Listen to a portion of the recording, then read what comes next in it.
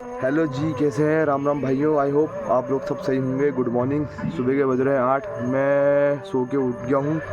Actually कल रात को मैं सो गया था 10 साढ़े 10 बजे के टाइम पे। थका बहुत था क्योंकि दिन भर पूरे ट्रैवल करके आया था मैं। तो सुबह चाची ने बनाई थी चाय पी के फिर ब्रश व्रश करा, मुँह हाथ धोया, फ्रेश हुआ।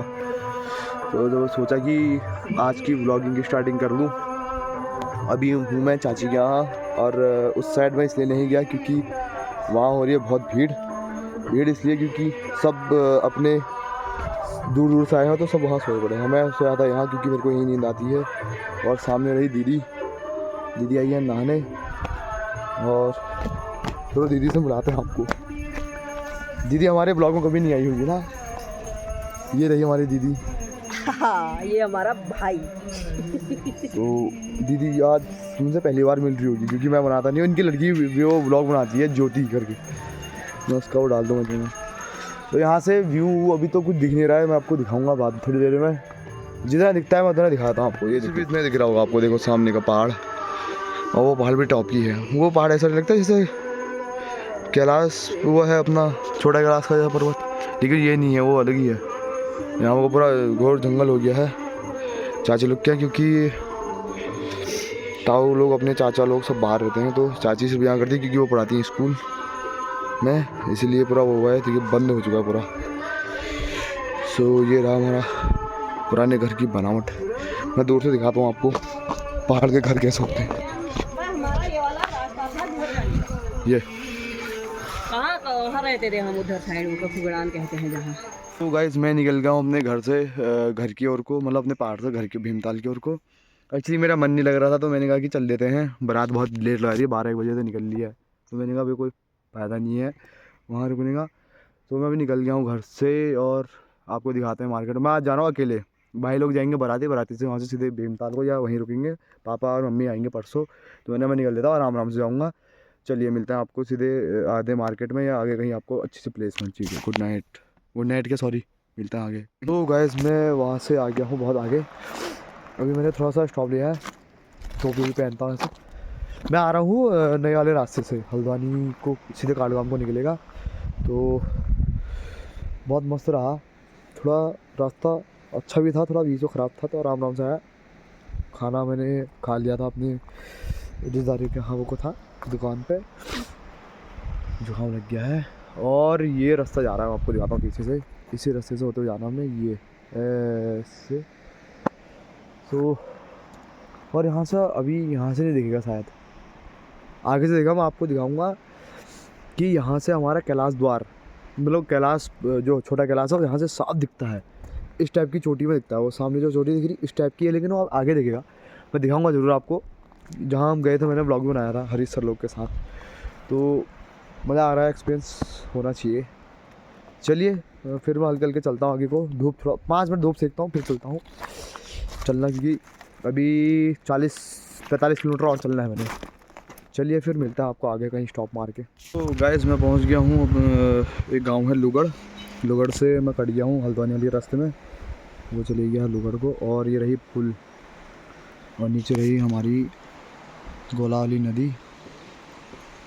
जो मैंने पहन ली टोपी क्योंकि ठंडा हो रहा था, और मैंने स्टॉप लिया था चाय पीने के लिए, और थोड़े खुले पैसे भी जाते। ये रहा देखो पूरा गोला वाला हो, और सामने से आया हूँ, और आगे जाके फिर रोड कटी एक, फिर वहाँ से मैं ऊपर जाऊँगा, सामने से दिखाता हूँ। तो ज़्यादा तो नहीं हो रहा है उतना, लेकिन सर में फिर भी हो ही रहा है, क्योंकि कल तो बहुत ठंडा लगा था जब हम भीमताल से आ रहे थे, क्योंकि जो धानाचूली वाली रोड है उसमें बहुत ठंडा था, क्योंकि बीच जंगल से रास्ता था, तो वहाँ बहुत और चीड़ के पेड़ बहुत है ना, तो इसलिए बहुत वो लगता है ठंडा। ये चले गई ऊपर को रोड, देखो आपको दिखाता हूँ। रहा हमारा श्री हैड़ा खान विश्व महाधाम, श्री हैड़ा खान रास्ता 2 किलोमीटर नीचे ये रास्ता चले गया हैड़ा खान को, ये चले गया पर हल्द्वानी काठगोदाम के ऊपर। सो ये रहा हमारा मीटर, अभी मैं रुका हूँ। अब चलते हैं सीधे हम काठगोदाम में।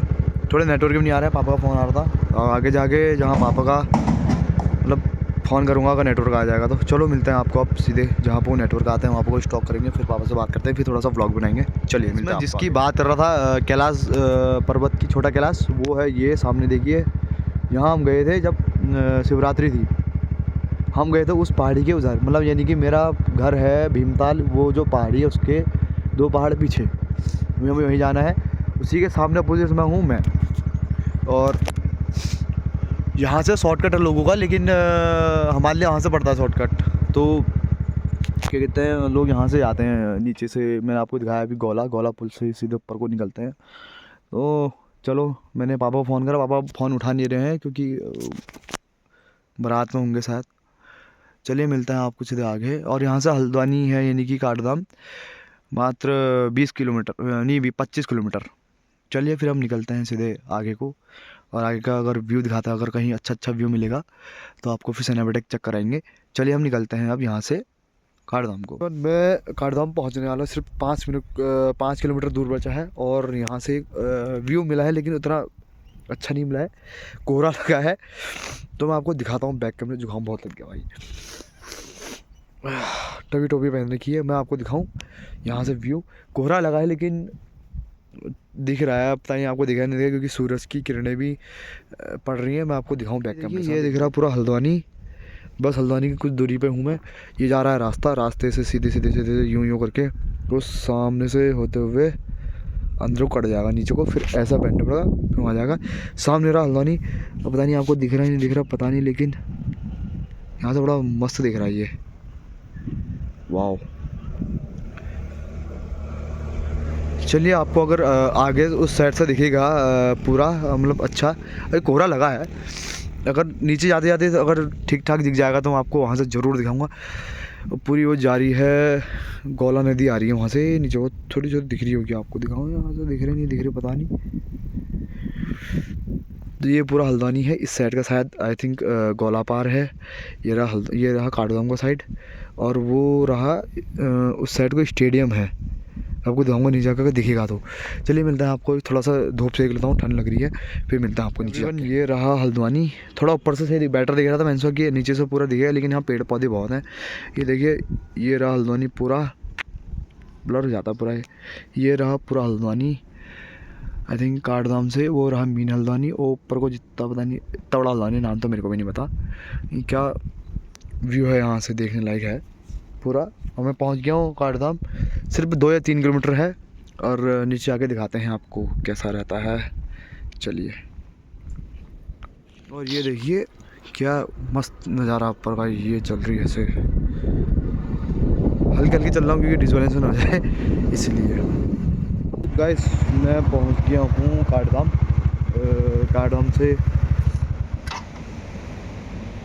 जस्ट पीछे हूँ, और ये रही